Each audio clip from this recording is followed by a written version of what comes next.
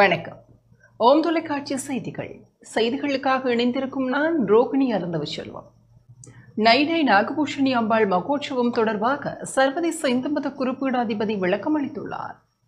எதிர்வரும் 26ஆம் தேதி வியாழக்கிழமை இலங்கை திருநாட்டின் பிரசித்தி பெற்ற சக்தி பீடமாய் போற்றப்படும் நாகபூஷித்த நயினை ஸ்ரீ நாகபூஷணி அம்பாள் தேவஸ்தான வருடாந்த மகோற்சவம் தொடர்பாக சர்வதேச இந்து மத குறிப்பீடாதிபதி சபரிமலை ஸ்ரீ சாஸ்தாபீட குரு முதல்வர் மகாராஜா ராஜகுரு ஸ்ரீ ஐயப்பதாச சாம்பசிவ சிவாச்சாரியார் இவ்வாறு விளக்கம் அளித்தார். ஓம் தொலைக்காட்சி நேயர்கள் அனைவருக்கும் சர்வதேச இந்து மத குறிப்பீடம் அகில இலங்கை சபரிமலை சாஸ்தாபீடத்தின் சார்பில் இனிய வணக்கங்களும் நல்லாசிகளும். எதிர்வருகின்ற வியாழக்கிழமை 26/6/2025 அன்றைய தினம் உலக புகழ்பெற்ற இலங்கை திருநாட்டில் பிரசித்தி பெற்ற அம்பாள் ஆலயங்களிலே இந்த நாகம் பூஜித்த நாகபூஷணி என்கின்ற வகையிலே நைனாதீவு நாகபூஷணி அம்பாள் தேவஸ்தானத்தினுடைய வருடாந்த மகோற்சவம் துவஜாரோகணம் என்கின்ற கொடியேற்று உற்சவத்தோடு ஆரம்பமாகி தொடர்ச்சியாக சிறப்பான உற்சவங்கள் எல்லாம் நடைபெறுவதற்கு திருவருள் கூட்டியிருக்கிறது. இந்த அன்னை பராசக்தியானவள் பல்வேறு இடங்களிலே பல்வேறு நாமாக்களிலே அழைக்கப்படுகின்றவள்.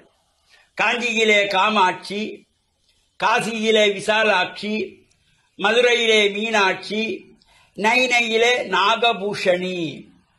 இந்த நைனை அம்பதியிலே நாகம் பூஜித்த நாகபூஷணி அம்பிகையினுடைய இந்த உற்சவ காலத்திலே நடைபெறுகின்ற அபிஷேகங்கள், ஆராதனைகள், பூஜைகள், வழிபாடுகள், உற்சவங்களிலே கலந்து கொள்ளுகின்ற சகல அடியவர்களுக்கும் அன்னை ஸ்ரீ நாகபூஷணி அம்பிகையினுடைய பரிபூர்ணமான திருவுருள் எல்லாம் நிறையப்பெறுகின்ற வகையிலும் நாகதோஷங்கள், சர்பதோஷங்கள், காலசர்ப்பதோஷங்கள் எல்லாம் நீங்கி வாழ்வில் உயர்வுகள் எல்லாம் பெறுகின்ற வகையிலே அங்கு நடைபெறுகின்றதாகிய இந்த உற்சவ காலத்திலே விரத அனுஷ்டானத்தோடு இருந்து நேர்த்திக்கடன் வைத்து தங்களுடைய நேர்த்திக்கடன்களை எல்லாம் நிறைவு செய்கின்ற வகையிலே இந்த நைனை நாகபூஷணி அம்பாளுடைய பரிபூர்ணமான திருவருளை பெறுகின்ற வகையிலே இந்த உற்சவ காலங்களிலே கலந்து இறையருளை பெற்று மண்ணில் நல்ல வண்ணம் வாழ ஓம் தொலைக்காட்சி நேயர்கள் அனைவருக்கும் சர்வதேச இந்து மத குறிப்பீடம்